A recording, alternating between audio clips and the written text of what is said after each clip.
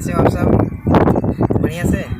तो आज आप मेरे थंबनेल देखकर तो समझ ही गए होंगे कि मैं एक डार्क ट्रूथ के बारे में बताने जा रहा हूँ, जो कि एजुकेशन का डार्क ट्रूथ है। और डार्क ट्रूथ क्या है, काला सच क्या है, वो मैं अभी आपको बता रहा हूँ। लेकिन सबसे पहले मैं एक छोटी सी स्टोरी की बात कर लेता हूँ।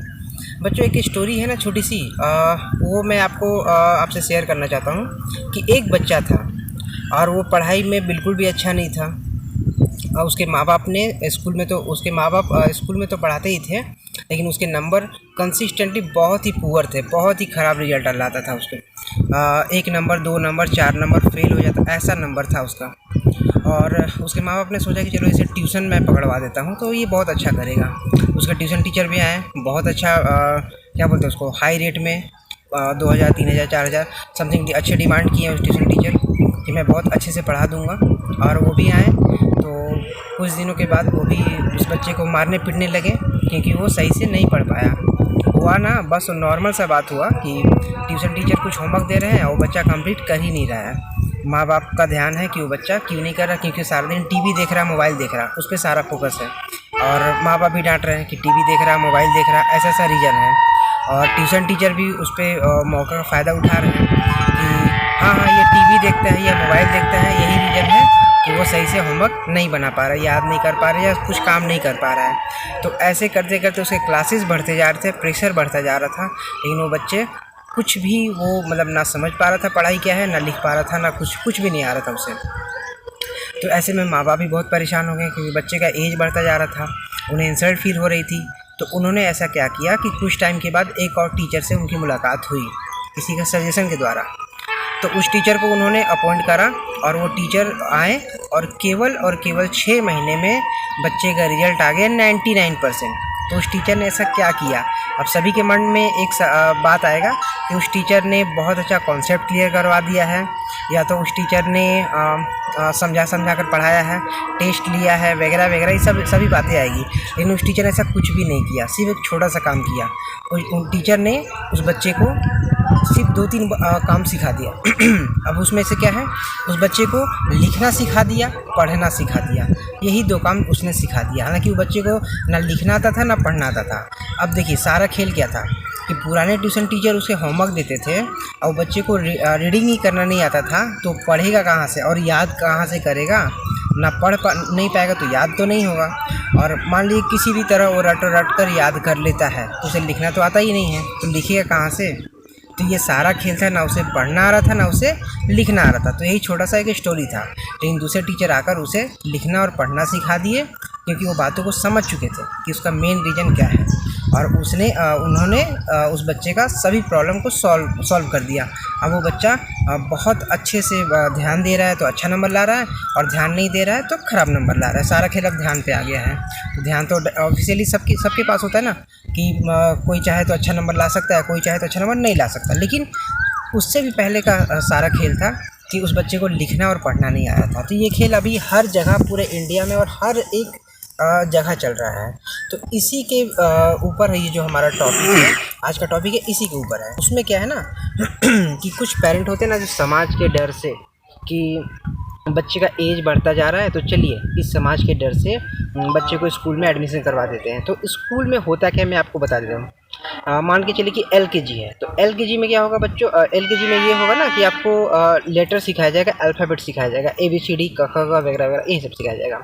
उसके 1 साल के बाद सोचिए, 1 साल के बाद UKG आएगा, तो यानी कि 365 दिनों के बाद UKG आएगा, तो उसमें उसे वर्ड सिखाया जाएगा, उन अक्षरों से बने शब्द सिखाए जाएंगे, वर्ड सिखाए जाएंगे।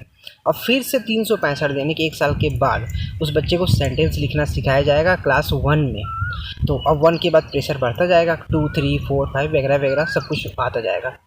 तो सारा खेल है कि आपके बच्चे को ना लिखना आ रहा ना पढ़ना आ रहा, उसके बावजूद आप बच्चे को क्लासेस बाय क्लासेस टॉप करवाते जा रहे हो। तो ऐसे में आप अपने बच्चे का भविष्य नहीं बना रहे हो, बल्कि उसका भविष्य बिगाड़ रहे हो।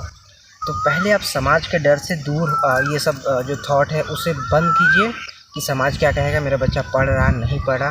अभी मैं एक एग्जांपल दे रहा हूँ मान के चलिए कि आप एज ए पेरेंट की और मैं बात कर रहा हूँ कि आप एक पेरेंट हैं, और ज़रा सा सोचिए कि जब आप क्लास 1 में थे तो क्लास 1 में आपके जो पढ़ाई थी, आपकी जो पढ़ाई थी वो आपका एज और पढ़ाई और आपका समझदारी सभी कुछ एक समान था।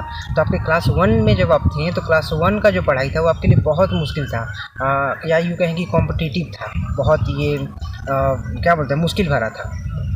लेकिन अभी जिस दौर पे आप हैं अभी, तो ऐसे में आपको अगर क्लास 1 की बुक दी जाए और कहा जाए कि 1 साल में आपको इसे तैयारी करना है और 1 साल के बाद आपका परीक्षा होगा, तो आप कहोगे कि सर 1 साल क्यों दे रहे हैं, आप 1 ही दिन दीजिए ना। कुछ तो कहेंगे कि नहीं सर 1 सप्ताह दीजिए बहुत है, मैं 1 सप्ताह में तैयारी कर लूँगा।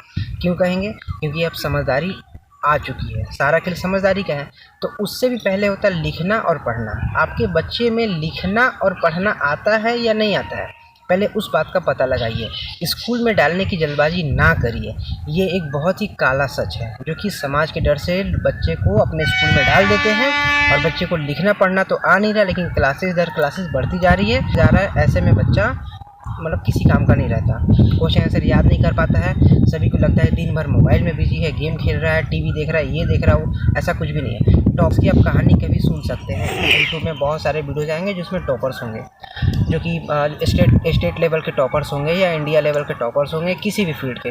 क्या वो कभी मोबाइल नहीं देखते हैं? क्या वो टीवी नहीं देखते हैं? क्या वो कहीं घूमने नहीं जाते हैं? सारा काम वो करते हैं। आपके बच्चे भी सारा काम करते हैं, ये है कि थोड़ा सा ज़्यादा करते हैं और कुछ नहीं। आपके बच्चे थोड़ा सा ज़्यादा करते हैं, लेकिन वो भी तो वही काम करते हैं जो आपके करते हैं, लेकिन आपके बच्चे नंबर नहीं ला पाते हैं। उसका रीज़न सीधा सा है। क्या आपके बच्चे को 2 काम आता है, लिखना और पढ़ना? देखिए बच्चों, मैथ्स भी जो है ना, मैथ्स में भी आपको इंग्लिश की ज़रूरत पड़ेगी कि जब तक आप क्वेश्चंस को रीड नहीं करोगे, समझोगे नहीं, तब तक आप बनाओगे कैसे कि ऐड किसे कहते हैं, सब्ट्रैक्ट किसे कहते हैं। आप तो साइन देखकर पहले बना लोगे, चलो ठीक है, लेकिन आप कभी कभी होता है ना, rearrange the following in add, तो उसमें आपको पता ही नहीं उसमें, तो आप कैसे ऐड कैसे कर पाओगे?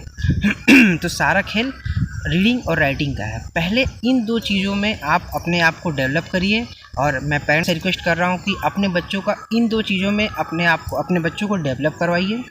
स्कूल भेजने की जल्दबाजी ना करें, एक काला सच का हिस्सा ना बने आप।